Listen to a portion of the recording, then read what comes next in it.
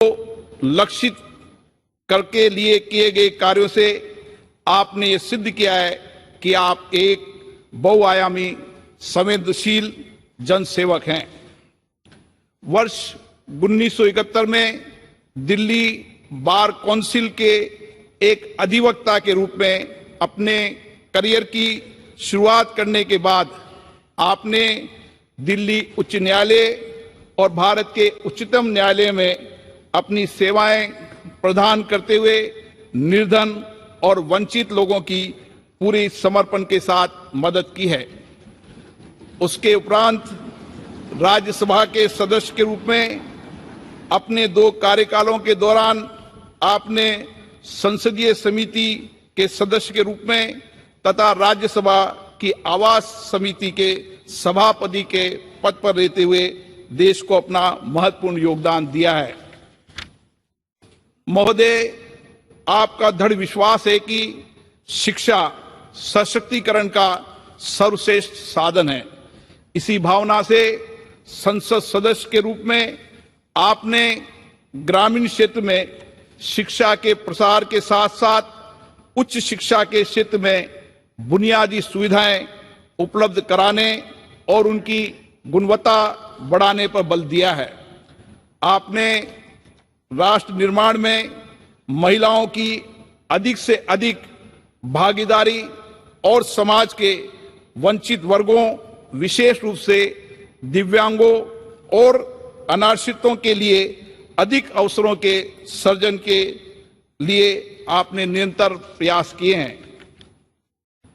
जनहित के महत्वपूर्ण मुद्दों के लिए आपकी अटूट प्रतिबद्धता लोक सेवा के प्रति आपके समर्पण का प्रमाण है।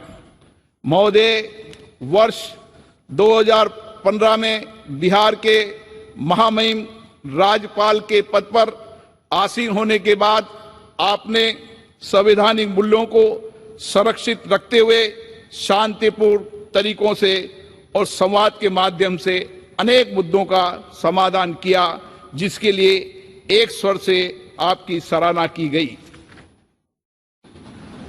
कुलाधिपति के रूप में अपने राज्य के विश्वविद्यालयों के क्रियाकलापों के सुधार के लिए निरंतर प्रयास किए गए।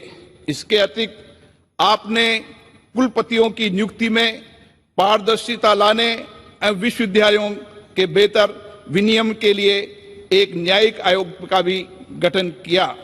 महोदय, जब आपको वर्ष 2017 में भारत गणराज्य के 14वें राष्ट्रपति के रूप में भारत के राष्ट्राध्यक्ष का दायित्व मिला, तो आपने अपने पद की अपेक्षाओं एवं चुनौतियों को गरिमा एवं विनम्रता से स्वीकारते हुए पदभार को ग्रहण किया।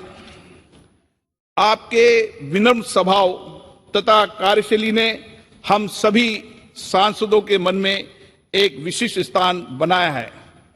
संसद में दिए गए आपके अभिभाषण, आपकी दूरदर्शिता देश के समक्ष उपस्थित राजनीतिक एवं सामाजिक विषयों की गहरी समझ एवं उनके समाधान हेतु आपकी स्पष्ट सोच को प्रदर्शित करते हैं। आपके अभिभाषण ने सभी दलों के लोगों को समान रूप से प्रेरित किया है और उनके दायित्वों के प्रति भी जागृत किया है। यही कारण है कि आपको सभी दलों के नेताओं का पूर्ण सहयोग मिला है तथा हम सब आपको संवैधानिक मूल्यों एवं आदर्शों के संरक्षक के रूप में देखते हैं। हमें स्मरण है कि पद ग्रहण करने के बाद जब आप पहली बार अपनी जन्मस्थली गए थे, तब आपने भाव विभोर होकर वहां की धरती को नमन किया था तथा कानपुर की अपने शिक्षण संस्थान में आपने मंच से नीचे उतरकर शिक्षकों का चरण स्पर्श किया था। आपकी इन्हीं विशेषताओं ने नागरिकों का दिल जीता है और वे आपके साथ विशेष जुड़ाव महसूस करते हैं। महोदय, राष्ट्रपति के रूप में आपके कार्यकाल को अनेक मधुर और स्मरणीय पलों के कारण सदैव याद रखा जाएगा।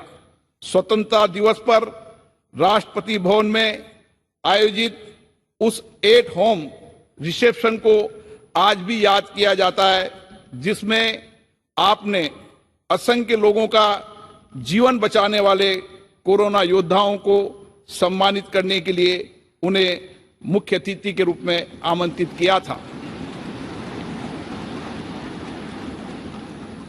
भारतीय सेना के सुप्रीम कमांडर के रूप में मई 2018 में सियाचिन में सबसे ऊंचाई पर स्थित युद्ध क्षेत्र कुमार पोस्ट में तैनात सैनिकों से आपकी ऐतिहासिक मुलाकात, पीएम केयर्स निधि में 1 माह के वेतन का दान करने का आपका अनुकरणीय योगदान, कोविड-19 के विरुद्ध संघर्ष के दौरान अधिक धनराशि उपलब्ध कराने के लिए मित्रता के उपायों के साथ 1 वर्ष के लिए अपने वेतन के 30% भाग का परित्याग करना, ऐसे कई उदाहरण हैं जो देश की सामूहिक चेतना में स्थायी रूप से अंकित रहेंगे। भारतीय संविधान के सिद्धांतों का अक्षरशः पालन, राजनीति निष्पक्षता के लिए आपकी प्रतिबद्धता और राष्ट्रपति भवन को आम नागरिकों के लिए सुलभ बनाने जैसे आपके अनुकरणीय कार्य आने वाली पीढ़ियों को सदैव प्रेरित करते रहेंगे। महोदय, आज जब राष्ट्र अपनी स्वतंत्रता के 75वें वर्ष में है, हमारा सौभाग्य है कि हम आपके दूरदर्शी एवं अनुभवी मार्गदर्शन में अमृत काल में प्रवेश कर रहे हैं। आप राष्ट्रपिता महात्मा गांधी, बाबा साहेब अंबेडकर, श्यामा प्रसाद मुखर्जी व पंडित दीनदयाल उपाध्याय जैसे महान नेताओं से प्रेरित रहें। आपकी सरलता, विनम्रता तथा परहित को स्वहित से अधिक महत्व देने के स्वभाव से ये स्पष्ट है कि आपने इन महापुरुषों के विचारों और शिक्षाओं को अपने जीवन में अनुसरण किया है। हमें पूर्ण विश्वास है आपके विचार तथा आपका व्यक्तित्व वर्तमान के साथ भावी पीढ़ी के लिए भी प्रेरणा स्रोत बने रहेंगे। हम आपके स्वस्थ जीवन और दीर्घायु होने की कामना करते हैं। जय हिंद।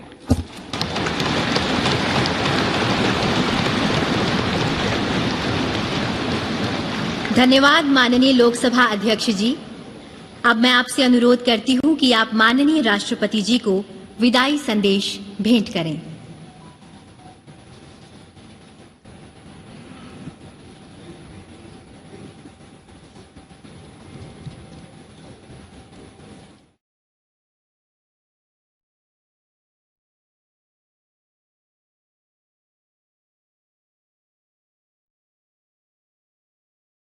उन्हें भेंट कर रहे हैं और ये तस्वीरें हम आपको दिखा रहे हैं महामहिम राष्ट्रपति रामनाथ कोविंद की, ये विदाई समारोह का आयोजन।